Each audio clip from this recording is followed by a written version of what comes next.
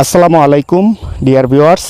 তো আজকের এই ভিডিওতে কথা বলবো কই মাছ কারা চাষ করবেন, কেন চাষ করবেন, আর কই মাছ চাষে কি কি সুবিধা পাবেন।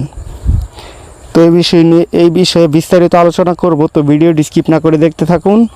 আর কারো ভালো মানের উন্নত জাতের গ্রোথ সম্পন্ন ভিয়েতনামি কই মাছের পোনার প্রয়োজন হলে ভিডিও স্ক্রিনে দেওয়া নাম্বারে যোগাযোগ করবেন।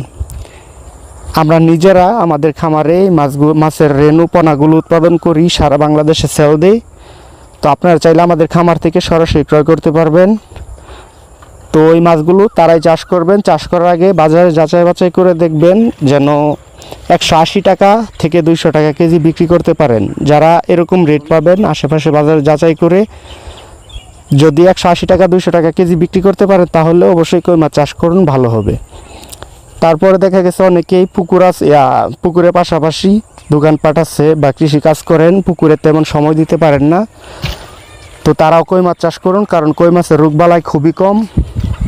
শিং, মাগুর, ট্যাংরা, গুলশা, পাবদা থেকে কই মাছের রোগবালাই খুব কম। তো এত যত্ন নিতে হয় না, পুকুরে সময় দিতে হয় না। তো আরেকটা ভালো দিক হলো যে 3.5 মাসের মধ্যে কই মাছগুলো বাজারজাত করতে পারছেন। তো যা ইনভেস্ট করেন 3-4 মাসের মধ্যে এই টাকাটা আবার পুকুর থেকে তুলে আনতে পারতেছেন। তো এই বিষয়ে এগুলো কিছু দিক অনেক ভালো, সেজন্য আমি বলি যে আপনারা কই মাছ চাষ করুন। আর কই মাছ অনেক ঘনতে চাষ করা যায়। মোটামুটি 200 টাকা কেজি বিক্রি করলে আপনি 120 টাকার মধ্যে 1 কেজি মাছ উৎপাদন করতে পারতেছেন।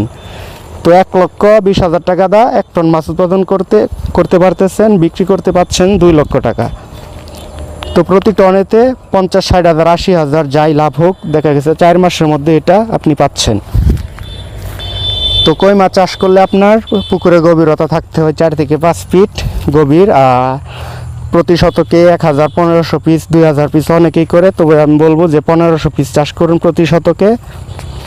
চাষ করার আগে পুকুর শুকিয়ে পুকুরের তলায় চুন মেরে ভালো করে পুকুরটা প্রস্তুত করবেন।